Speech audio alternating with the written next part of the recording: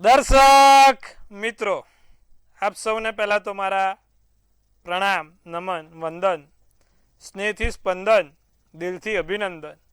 આપ સૌ દર્શક મિત્રોને મારું ભાવભર્યું હાર્દિક ભર્યું સ્વાગત છે આપના ખાસ કાર્યક્રમ, લોકપ્રિય કાર્યક્રમ, લોક લાડીલા કાર્યક્રમ કાલનો દિવસ કેવોમાં. સૌ પહેલા તો દર્શક મિત્રો, આપ સૌને ખૂબ શુભેચ્છા, શુભાશીષ. કાલનો દિવસ કેવોમાં આપણે વાત કરીએ છીએ પંચાંગ, દિન વિશેષ, દિવસ રાતના ચોગડિયા, 12 રાશિનું રાશિ ભવિષ્ય કેવું રહેશે. સાથે તમારી સાથે આપણે સંપર્ક કરીને તમારી જે પણ નાની મોટી મૂંઝવણ છે તે દૂર કરીએ છીએ ફોન કોલ દ્વારા. જો તમારી પણ કોઈ નાની મોટી મૂંઝવણ હોય તો તમે પણ આપણા નીચે ટીવી પર દેખાય છે તે ફોન કોલ કરી શકો છો અને તેને નિવારણ લાવી શકો છો. સાથે આપણે રોજ દિન વિશેષ, કાલે અમાસ છે તો શું કરાય અમાસના દિવસે, શું ના કરાય તેના પણ વિશે માહિતી આપીશું. સાથે જેનો જન્મદિવસ આવતીકાલે છે તેનું ટેરોટના માધ્યમથી આવનારું વર્ષ કેવું રહેશે તેના વિશે પણ આપણે ચર્ચા કરીશું. તો ચાલો શરૂ કરીએ આપનો કાર્યક્રમ, આપના માટેનો કાર્યક્રમ કાલનો દિવસ કેવો. વાત કરીએ સર્વપ્રથમ પંચાંગથી. શું કહે છે કાલનું પંચાંગ? તો કાલે તારીખ 14/7/2026 ને વાર મંગળવાર છે. તિથિ વિક્રમ સંવત 2082, કાલે જેઠ વદ અમાસ છે, જેઠ મહિનાની અમાસ. સૂર્ય અને ચંદ્ર બંને સેમ પરિભ્રમણ કરે એટલે અમાસ થાય અને અધ વચ્ચે હોય એટલે પૂનમ હોય. વિચારો આપણું વિજ્ઞાન કેટલું જૂનું હશે કે ઋષિ મુનિઓ પણ એની પરિધિને માપી લીધી હશે અને એ લોકોએ પણ નક્કી જ, એ લોકોને પણ ખબર છે કે સૂર્યથી ચંદ્ર બંને સામ સામે હોય, એક જ વખત રાશિમાં આવે એટલા માટે અમાસ થાય. પડછાયો પડે ચંદ્રનો, બિલકુલ નૈવત થઈ જાય. પુનર્વસુ નક્ષત્ર, વ્યાઘાત યોગ, કરણનાગ છે. પંચક કે વિછુડાની જો વાત કરવામાં તો નથી પંચક કે નથી વિછુડો. સૂર્ય પોતે મિથુન રાશિમાં અને ચંદ્ર પણ મિથુન રાશિમાં છે. મેં કીધું ને, જોયું ને, બંને સેમ રાશિ. સૂર્ય પણ મિથુનમાં, ચંદ્ર પણ મિથુનમાં. સૂર્ય મિથુનમાંથી કર્કમાં જશે ને એટલે અમી છાંટાઓ ચાલુ, વરસાદ ચાલુ. વહેલી સવારે 5:59 સૂર્યોદય, સૂર્યાસ્ત સાંજે 7:28 છે. 5:13 ચંદ્રોદય, 7:41 ચંદ્રાસ્ત છે. અભિજીત મુહૂર્ત 12:17 થી 1:10 છે. રાહુકાળ બપોર 4:06 થી 5:46 છે. આ રાહુકાળમાં કોઈ પણ શુભ કામ, સારા કામ ના થાય તેનું ખાસ વિશેષ ધ્યાન આપો. બને ત્યાં સુધી રાહુકાળમાં કોઈ પણ પ્રકારના સારા કાર્યો કરવા નહીં, તેનું પણ વિશેષ ધ્યાન આપજો. આમ તો કાલે અમાસ છે એટલે કોઈ પણ શુભ કામ નહીં થાય, કોઈ પણ સારા માંગલિક કામ નહીં થાય તેનું ખાસ ધ્યાન રાખજો મિત્રો. દિવસ એકંદરે કાલે મધ્યમ રહેશે. ભગવાનની ભક્તિ માટે દિવસ કાલે સારો, બાકી કોઈ પણ સારા શુભ કાર્યો નહીં થઈ શકે. તો આ વાત કરી આપણે કાલના પંચાંગની. હવે વાત કરીશું આપણે કાલના દિન વિશેષની. કાલે અમાસ છે. શિવલિંગ ઉપર કાળા અડદ ચડાવવાનો મહિમા બહુ સારો. શિવલિંગ ઉપર કાળા અડદ ચડાવો, તમને ચોક્કસથી લાભ થશે. ભગવાન શંકરને શક્ય હોય તો કાલે દૂધ, કાળા અડદ ચડાવજો. શિવ પંચાક્ષર સ્તોત્રમનો પાઠ કરજો. તો વાત કરીએ આપણે આ દિવસ રાતના ચોગડિયાની. કાલે પહેલું ચોગડિયું લાભ છે જે 11:05 થી 12:44 કલાકનું છે. બીજું અમૃત ચોગડિયું 12:44 થી 2:25 કલાકનું છે. ત્રીજું શુભ ચોગડિયું 4:05 થી 5:47 કલાકનું છે. 3 ચોગડિયા, ત્રણે સારા ચોગડિયા છે. રાત્રિનું ચોગડિયું લાભ 8:48 થી 10:05 કલાકનું છે. શુભ ચોગડિયું 11:25 થી 12:44 કલાકનું છે. તો આ રાતનું ચોગડિયું છે. દિવસ રાતના ચોગડિયા છે. કોઈ પણ પ્રકારના નાના મોટા કામ, સારા કામ કરવા હોય તો આ ચોગડિયામાં જોઈને કરો તો સારું ફળ મળે છે. સારા ચોગડિયામાં કરેલા કામ હંમેશા સારા ફળ આપે છે. હવે કાલે અમાસ છે એટલે કોઈ પણ માંગલિક કાર્ય કે શુભ કાર્ય તો થશે નહીં, પણ ભગવાનના ભક્તિના લગતા કોઈ નાની મોટી પૂજા વિધિ કરાવી હોય તો કાલે આ ચોગડિયામાં થાય, તેનું ખાસ ધ્યાન રાખીશું. તો આજે આપણે વાત કરી દિવસ રાતના ચોગડિયાની. હવે વાત કરવાની છે આજના વિશેષ રસપ્રદ મુદ્દા ઉપર. આજનો વિશેષ અને રસપ્રદ મુદ્દો શું છે?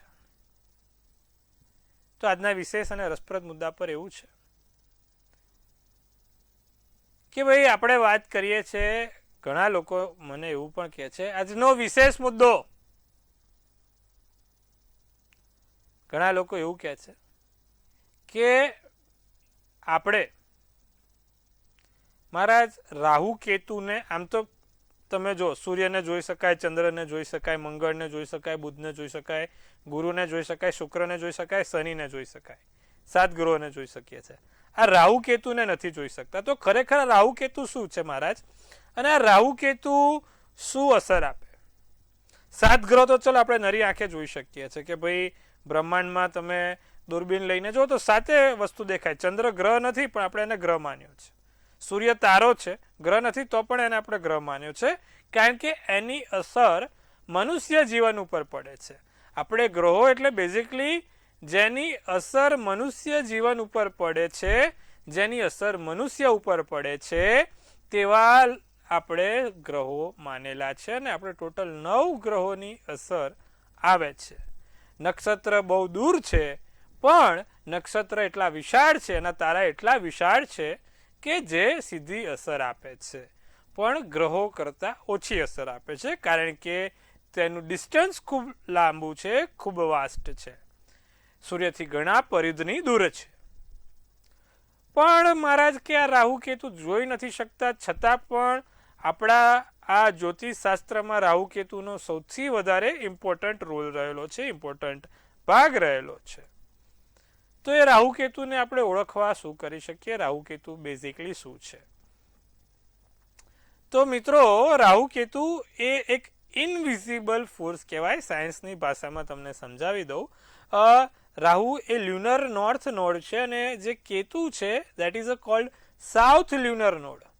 એટલે કે જે મેગ્નેટિક ફિલ્ડ છે, પૃથ્વીની જે પરિભ્રમણની આજુબાજુમાં જે મેગ્નેટિક ફિલ્ડ છે, તે મેગ્નેટિક ફિલ્ડથી આવતા જે ફોર્સ છે એને જે સાઉથ પોલ અને નોર્થ પોલ બાજુ જાય છે, that is called Rahu and Ketu.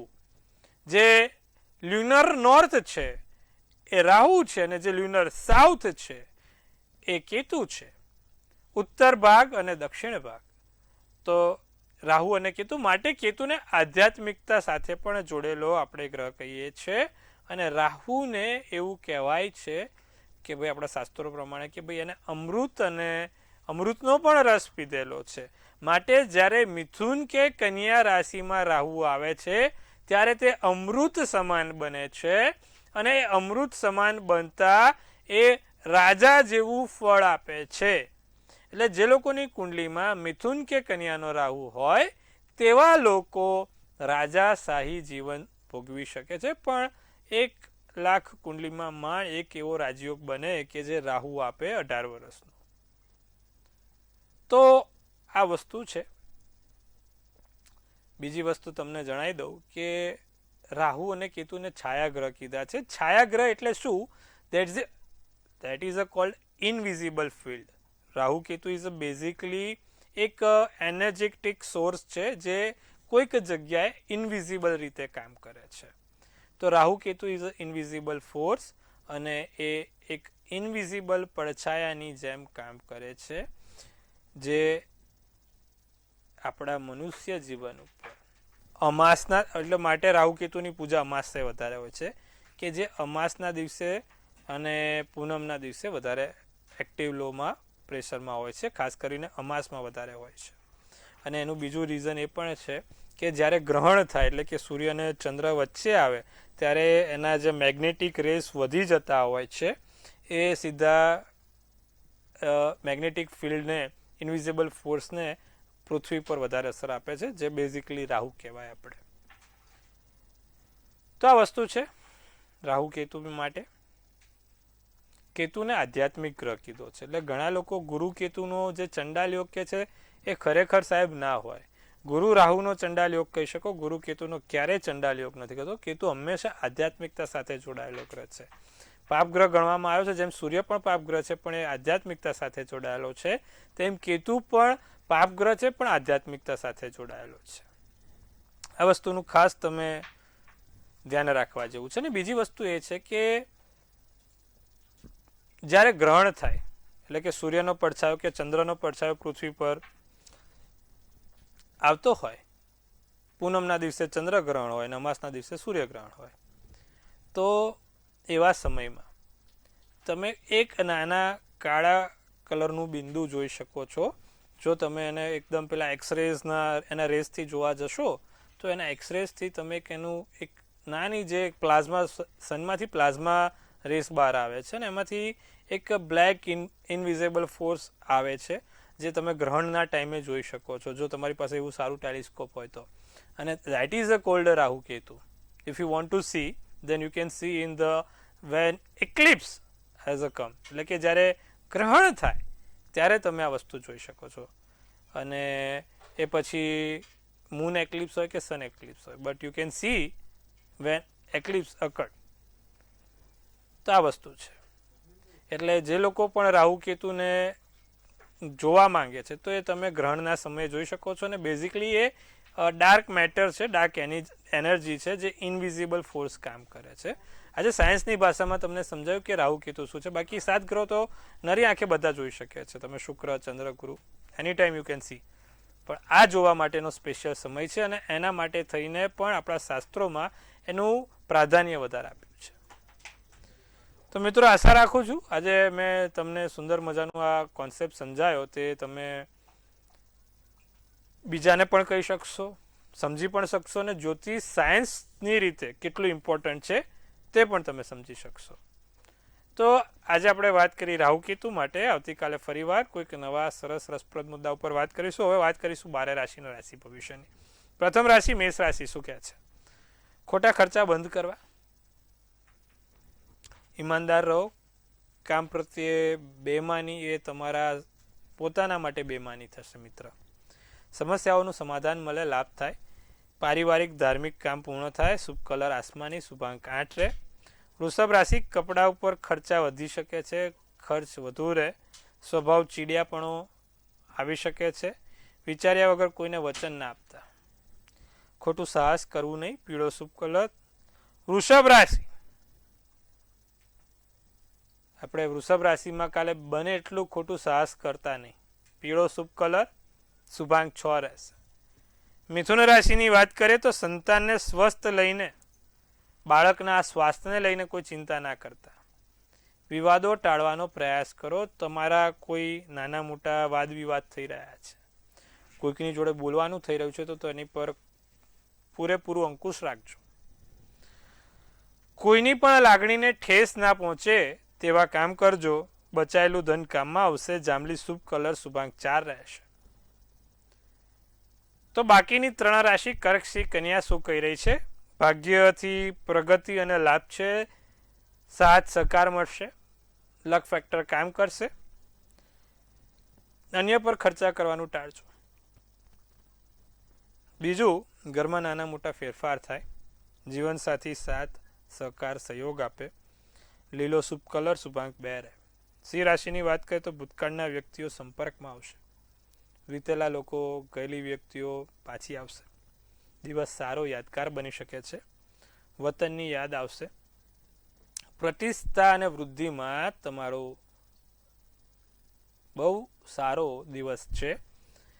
બઢતીના યોગ છે, ભૂરો શુભ કલર, શુભાંક 1. કન્યા રાશિ. સફળતાના પ્રાપ્તિના યોગ છે, નાની મોટી જગ્યાએ તમારું કામ સારું થઈ શકે છે, સફળતા મળી શકે છે, નવા રહસ્યો બહાર આવે, ધારેલું કામ થાય, નાની મોટી કોઈ શોપિંગ થાય, કોઈ પણ હોય, કપડાની, ઇલેક્ટ્રિક કે નાની મોટી પણ વસ્તુઓ ખરીદી શકાશે. ખાનપાન પર વિશેષ ધ્યાન આપવું. રાતો શુભ કલર, શુભાંક 6 રહેશે. તો દર્શક મિત્રો, આ વાત કરી આપણે મેષથી કન્યા રાશિની. હવે આપણા પ્રિય દર્શક મિત્ર સાથે સંપર્ક કરવાનો છે, તેમની સાથે વાતચીત કરવાની છે અને તેમનું નિવારણ લાવવાનું છે. પ્રથમ કોલરને જોડીશું ભાઈ. હેલો.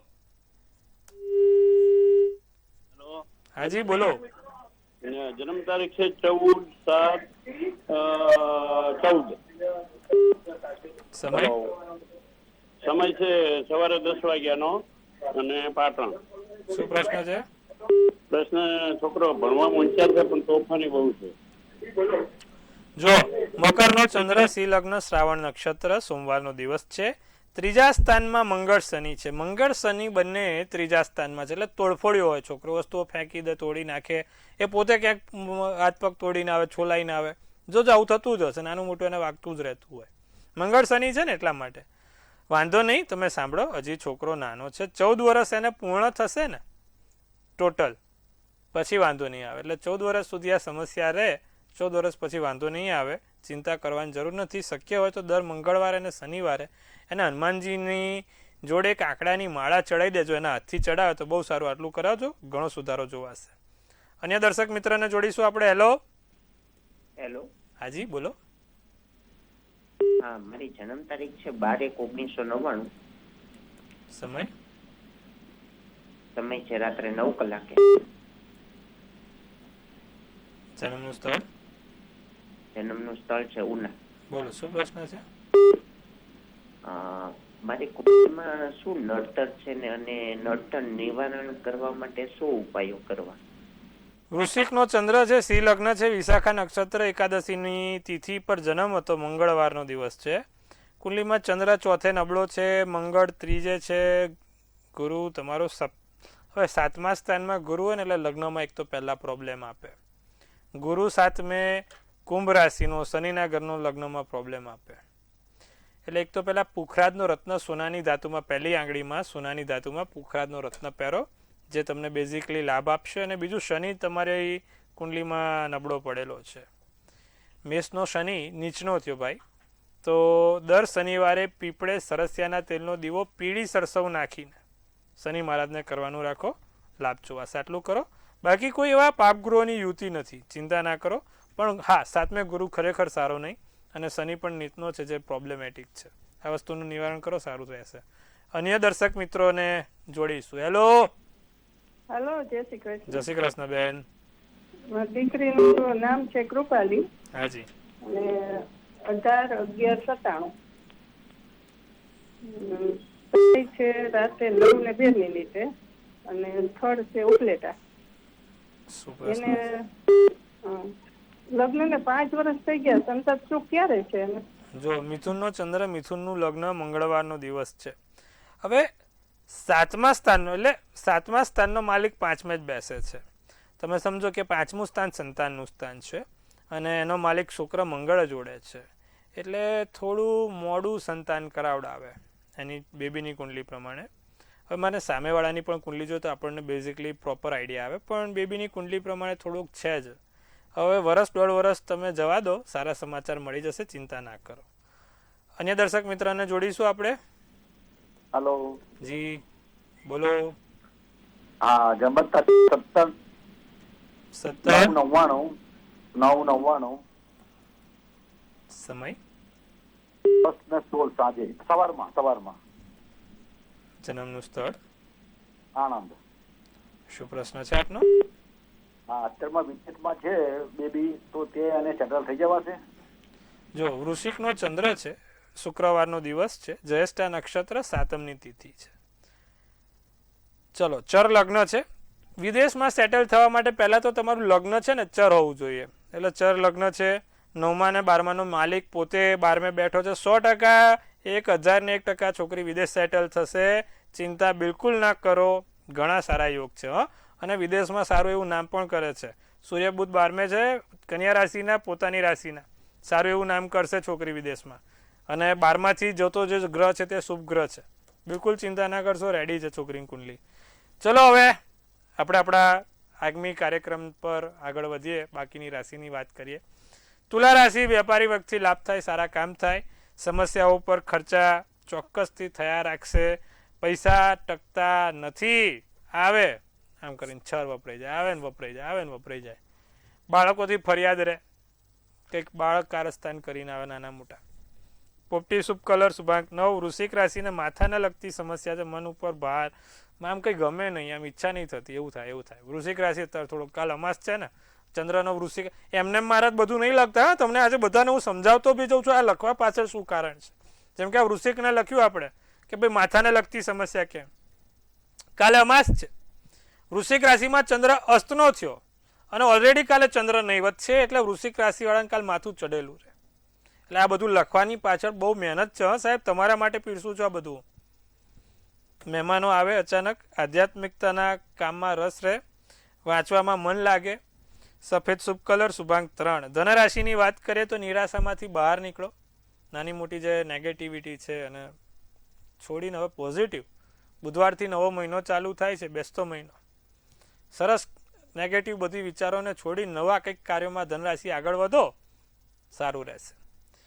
સપના સાકાર કરવા માટે મહેનત કરો. જે થઈ ગયું પતી ગયું સાહેબ, ભૂલી જાઓ. હવે નવેસરથી નવી શરૂઆત. વેપારમાં લાભની કોઈ શક્યતા કાલે નથી. ચાલવામાં થોડુંક ધ્યાન રાખજો. સોનેરી શુભ કલર, શુભાંક 6. બાકીની છેલ્લી 3 રાશિ શું કહે છે? મકર, કુંભ અને મીન. બહુ વિચારવું નહીં. મકર રાશિવાળાને બહુ વિચારો આવે છે. કોઈની ઈર્ષા કે નિંદા ના કરો ભાઈ. એનું ખાવા દો, એને શાંતિથી જીવા દો. કોઈ આપણે ક્યાંય કશું બોલવું નથી. જે રીતે જીવે છે, જે રીતે કરે છે, કરવા દઈશું. ભવિષ્ય સારું છે. કુટુંબના સભ્યોથી સાથ સહકાર મળતો રહેશે. કાળો શુભ કલર, શુભાંક 7. કુંભ રાશિને નિર્ણય મજબૂત લેવાય, સારા કામ થાય, નાની મોટી માહિતી મળે, અંગત માર્ગદર્શન તમને લાભ કરાવે. ધ્યાન અને યોગથી સારા એવા કામ થઈ શકે છે. લાલ શુભ કલર, શુભાંક 7 રહેશે.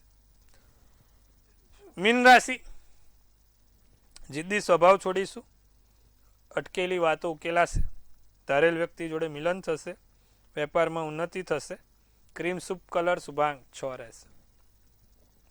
તો સુંદર મજાની વાત કરીએ આપણે 12 રાશિના રાશિ ભવિષ્ય વિશે. હવે જેનો કાલે જન્મદિવસ છે, શું કહી રહી છે આપણી ડિયર એન્જલ્સ? ટેરોટવાળી. ટેરોટવાળી પરી, ગુજરાતીમાં એનું નામ આપ્યું છે આપણે. ટેરોટવાળી પરી શું કહે છે? તો ચલો જાણીએ ટેરોટવાળી પરી જોડેથી કેવું રહેશે કાલે જેનો પણ જન્મદિવસ છે. સૌ પહેલા મંતવ્ય ન્યૂઝ પરિવાર તરફથી આપ સૌને ખૂબ શુભેચ્છા. તનથી તંદુરસ્ત, મનથી મલકાતા અને ધનથી છલકાતા રહો. સુંદર મજાનું આવનારું વર્ષ રહે. ચલો, ટેરોટની પરી એવું કહે છે ક્વીન ઓફ પેન્ટ્સનો છે ભાઈ, જેનો પણ કાલે જન્મદિવસ છે. ક્વીન ઓફ પેન્ટ્સ શું કહી રહ્યા છે કે ભાઈ આ વખત તમારા જીવનમાં કોઈ પ્રકારની નાની મોટી કમ્ફર્ટ લેવલ રહે, જીવન એક સ્ટેબલ થાય, સારી રીતે જિંદગી જીવાય, મગજ ઉપર જે ભાર છે તે ભાર ઓછો થાય, કારણ વગરના લોડ છે, ચાકીઓ છે, પાના ભરેલા છે, બધું હવે ધીરે ધીરે ઓછું થશે. સાથે હિલિંગ, કોઈક એવી ઘટના બની છે જે તમે અત્યારે આમ નહીં અંદરથી તૂટેલા છો, બહાર કોઈને નથી કીધું પણ અંદરથી તમને આમ એના માટે દર્દ છે, તો એ હિલિંગ થશે. ઇમોશનલી સ્ટેબલ થશો, મેન્ટલી ક્લિયરિટી આવશે કે જીવનમાં શું કરવું છે અને એના માટે હવે અથાત પરિશ્રમ તમે કરવાના છો. વરસ સારું સુંદર. શું કરવાથી કાલે લાભ થાય ભાઈ? જેનો પણ કાલે જન્મદિવસ છે, દર મંગળવારે ભગવાન હનુમાનજીને એક જાસૂદનું ફૂલ ચડાવે, બહુ સારું લાભ રહેશે. આટલું કરજો મિત્રો, લાભ જોવાશે. તો સુંદર મજાનો આપણે આ કાર્યક્રમ, સુંદર મજાની તમારી જોડે સત્સંગ અને સુંદર મજાની વાતચીત કરી. આવતીકાલે ફરીવાર આપણે આ જ ન્યૂઝ ચેનલ ઉપર મંતવ્ય ન્યૂઝ, મનની વાત મંતવ્ય રૂપે, જેમ તમે મને મનની વાત કહો છો એમ આપણી ચેનલ બધાને મનની વાત કહે છે. છેવાડાના માનવી સુધી આપણી મનની વાત પહોંચાડે એ મંતવ્ય ન્યૂઝ કરી શકે. સારા અને ઉમદા કાર્યો પણ મંતવ્ય ન્યૂઝ કરે છે. જોતા રહો, નિહાળતા રહો. આવતીકાલે ફરીવાર મળે છે. ત્યાં સુધી આપ સૌને મારા હર હર મહાદેવ.